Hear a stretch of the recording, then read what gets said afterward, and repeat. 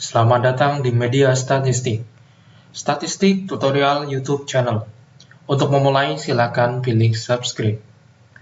Pada kesempatan kali ini, kami akan membahas mengenai pengantar statistika. Kali ini akan membahas tentang apa itu statistik, apa itu statistika, lalu dasar-dasar dalam statistika. Untuk yang pertama, apa itu statistika? Lalu, apa itu statistik? Apa perbedaan antara statistika dan statistik?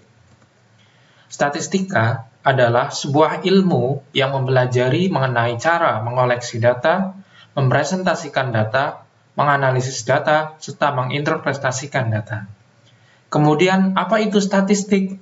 Statistik secara sempit adalah data, lalu secara luas adalah kumpulan data dalam bentuk angka maupun bukan angka yang disusun dalam bentuk tabel atau diagram yang menggambarkan suatu masalah tertentu. Jadi sudah jelas kita sini apakah perbedaan dari statistika dan statistik. Lalu untuk yang selanjutnya, kita pasti dalam mengolah data statistik tidak akan lepas dari yang namanya data. Apa itu data? Secara empiris bahwa data adalah keterangan yang berbentuk kualitatif, itu berbentuk rusak, bagus, kurang, atau sedang, dan atau berbentuk kuantitas, bilangan yang menunjukkan jumlah, yang merupakan hasil observasi, pengamatan, wawancara, atau angket, dan pengukuran. Atau secara lain, data adalah sesuatu yang berharga. Ketika kita memiliki data, kita memiliki sesuatu yang berharga, berarti kita memiliki sebuah data.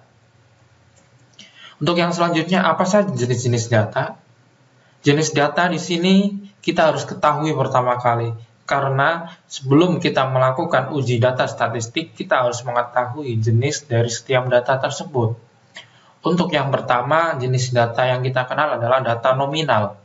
Data nominal di sini adalah data yang diperoleh dari hasil observasi. Hasil pengamatan yang tidak mengenal adanya urutan. Contoh dari data nominal adalah ketika kita memiliki data mengenai jenis kelamin. Data mengenai jenis kelamin, ada jenis kelamin laki-laki dan perempuan. Jenis kelamin laki-laki kita kodekan 1, dan jenis kelamin perempuan kita kodekan 2. Ini artinya angka 1 di sini tidaklah lebih kecil dari angka 2. Untuk yang selanjutnya, kita mengenal ada yang namanya jenis data ordinal. Jenis data ordinal ini diperoleh dengan cara observasi dan pengamatan. Di sini datanya mengenal adanya urutan. Di sini misalkan di sini kita membuat sebuah angket. Angket di sini memiliki nilai rentang 1 sampai 5, di mana ada sebuah pernyataan, ya baik itu negatif atau positif. Misalkan ada pernyataan, apakah ruangan ini bersih? Jika ruangan ini bersih, silakan Anda pilih 5, 4, 3, 2, 1. Jika seorang memilih 5, itu artinya 5 lebih besar daripada 1. 4 lebih besar daripada 2, dan seterusnya. Di sini mengenal urutan.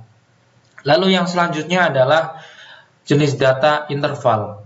Jenis data interval di sini adalah jenis data yang diperoleh dengan cara pengukuran.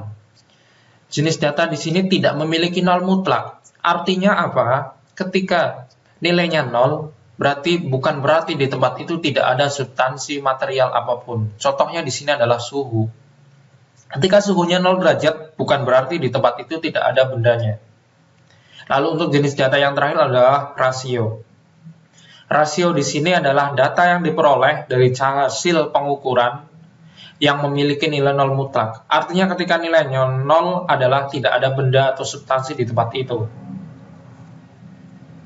Untuk yang selanjutnya yang perlu kita ketahui sebelum kita belajar tentang statistik nantinya adalah kita harus mengetahui statistika berdasarkan distribusi. Ini perbedaan statistika berdasarkan distribusi.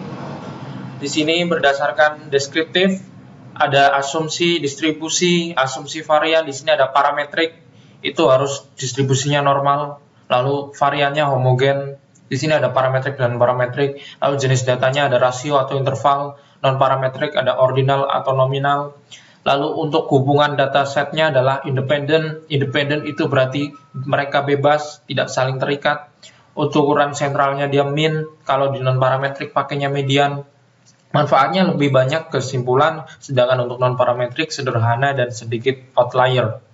Untuk tes-tesnya, untuk untuk parametrik uji korelasi, kita menggunakan Pearson dan regresi. Tapi untuk non-parametrik, kita menggunakan Spearman. Untuk uji kelompok dua berbeda, atau uji banding, dikatakan uji banding, di sini menggunakan independent stability test. Kalau di non-parametrik kita menggunakan Mann-Whitney.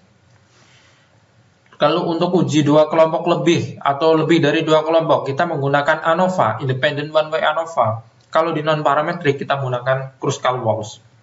Uji banding dua kondisi, di sini kita menggunakan Piret Sample T-Test. Kalau menggunakan non-parametrik kita menggunakan Wilcoxon. Uji berulang dua kondisi lebih, kita menggunakan Repeat One Way ANOVA, sedangkan untuk non-parametrik kita menggunakan Friedman. Setidaknya itu untuk jenis dari parametrik dan parametrik. Selanjutnya kita beralih tentang apa itu SPSS. Secara singkatan, SPSS adalah Statistical Product and Service Solution. Ada juga yang mengatakan bahwa SPSS adalah Statistical Package for Social Science. Secara teori, SPSS adalah sebuah program aplikasi yang memiliki kemampuan analisis statistik cukup tinggi serta sistem manajemen data pada lingkungan grafis dengan menggunakan menu-menu deskriptif dan kotak-kotak dialog yang sederhana sehingga mudah untuk dipahami cara mengoperasikannya. Beberapa aktivitas dapat dilakukan dengan mudah dengan menggunakan pointing dan klik mouse. Kemudian sejak tahun 2009, tanggal 28 Juli, SPSS disebut sebagai PASW. Untuk saat ini, SPSS telah dimiliki oleh perusahaan IBM. Terima kasih, sekian penjelasan saya tentang pengantar statistika.